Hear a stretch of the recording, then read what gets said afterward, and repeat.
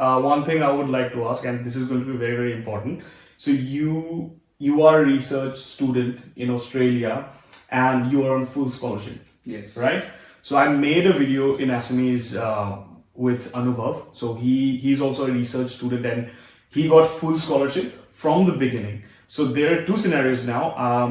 I am also thinking of making that video in English. Today I want to ask you, because in your case it was different. So he didn't get full scholarship in the first instance, Yes. right? Yes. So he had to pay a little bit of fees, Yes. and then you apply for full scholarship, and then the whole fees got refunded. Yes. So can you explain this process of whoever is thinking of applying for research degree in Australia will be helpful? Okay. So first of all, it's a bit of a risky thing, I would say. Okay. I took that risk, but yes, definitely. I mean, again, there is another thing, like how much capital if you have in your hand. So that's another thing. So when you don't get a scholarship, it depends on your supervisor as well. Yeah. For example, if your supervisor is supportive enough and like he or she is supporting you throughout throughout your difficult time or your rough phase, then definitely there's a good chance of you making it to the scholarship, getting the scholarship, availing the scholarship.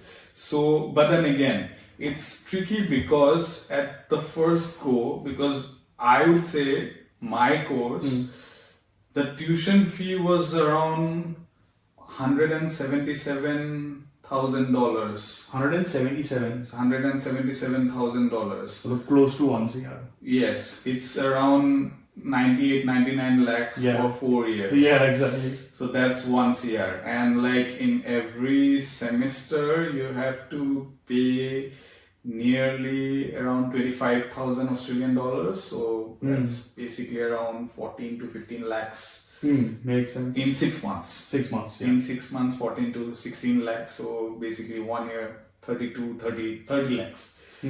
So that's a lot of money. Yeah. So first and foremost, only covering that is not enough, because here you have to pay for your student accommodation as well. Yeah. Be it you're living outside the campus or in campus, you have to pay. Especially if you're a PhD student, working in a restaurant or working in different areas to earn a living would be a bit challenging for you. Absolutely. Because you have to do a lot of things in PhD. So if you work and then again in the morning you have to go to office and then again have to grind yourself to also have to do your coursework, because I had like 3 coursework. When I was in my first year, I had to compulsorily finish 3 coursework. It was compulsory. It was compulsory to finish 3 coursework, and also at the end of those coursework, like after 9 months, you have to give your thesis proposal review. So that's basically after making your proposal for the thesis, you need to show it to the pitch it to the department and then ask them for their validation that whether I'm good to go with the project or not. And upon your supervisor and your panel members, along with other people who have came to watch your presentation, if they agree to it, then it's basically the official confirmation of your candidature. So that's when from a PhD HTR student you transform into a PhD candidate. So now we are technically not a student, but we are not, it's not a job as well. Yeah. So PhD is in between student and job. Makes sense. So it's not a staff, neither it's a student, it's in between. So that's why we call ourselves PhD candidate, not PhD student, not HTR student. Okay. So that is one thing. And again, I would say that when I first joined, I told my supervisor that I have not got the scholarship. Again, it was during the COVID time. It was very challenging. In 10 departments, out of 10 departments, there was only 1 scholarship available. And also, a lot has to do with the publication. if you have good number of publication, then you stand a chance. Yeah. So I got to know about all these things after coming to AIM. So Okay. my supervisor told me that there is always a plan B, and when we work on plan B, then you should also work on plan A, so that by the time you finish your, by the time we get to know that okay, slowly the plan B is not working, then you have a chance to at least make the plan A happen. So for that, what we can do is, I will, before you come to Australia, I will try to give you a job which is basically teaching. So again, teaching in a foreign country for the first time, very challenging. Very challenging. Again, like it's bit like I was a bit anxious too, because like you come here, never taught before, suddenly teaching 30-40 foreign students, that's not going to be easy at all. Yeah. But then that is what a PhD candidate should do or can do, because that is related to academics and that you can manage and also has good money.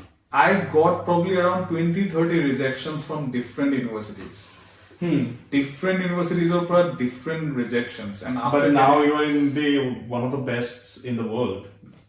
Best in Australia and one of the best in the world. Like I don't know how it happened, but I was not even looking for top 50 university. I was just thinking about if I can get into a top 100 QS ranked university, that would be great for me. But then, I did not hope to get into ANU. And when I mailed my supervisor, that time I did not know that ANU was the number 1 ranked university in Australia, and also like it was 27 or 28 ranked university in the world. And I had no idea about my department rank at all. When I got here, then only I got to know about my department and like how big my department is in Australia and also in the world. People have, like academicians, have idea about my department. I had no idea about all these things at all. How did you got your full scholarship? You mentioned that you took the admission first. I have paid for a year. For a year. I have paid for a year. Yeah, I have paid for a year. And then I got the scholarship 2022, end of 2022.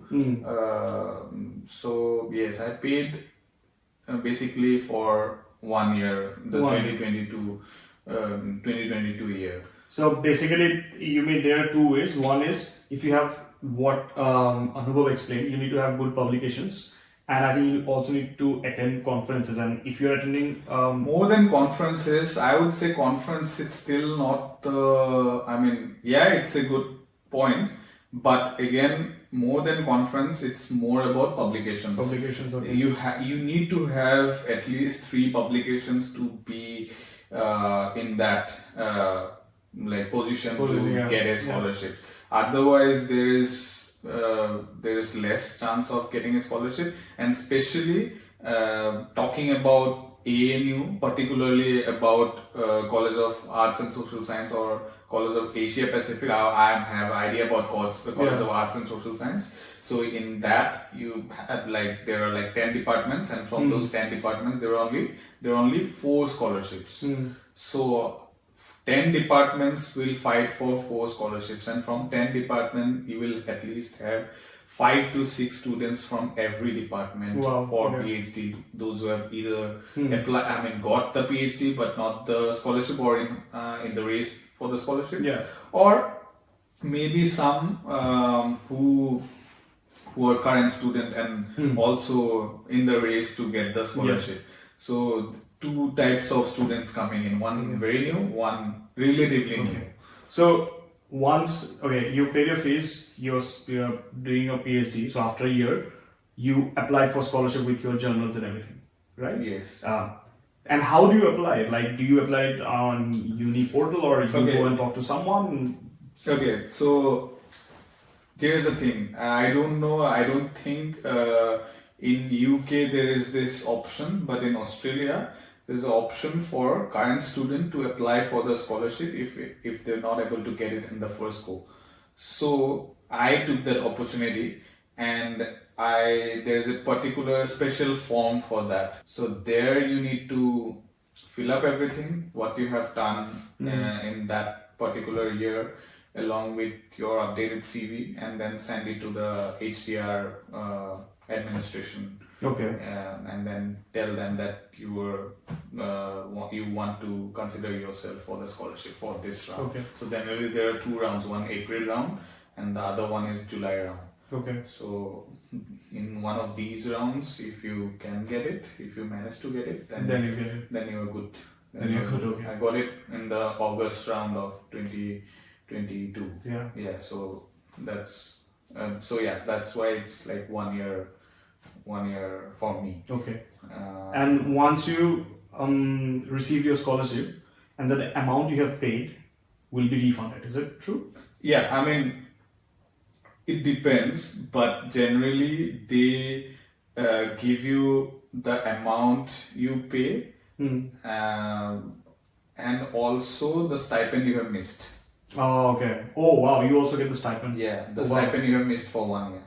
Oh, so it's like salary plus your... Yeah, salary plus, fees. so it's like maybe it could be $50,000. Nice. Maybe it could be $60,000-$70,000 as true. well. So yeah, you get everything in a bulk. So that's a good thing.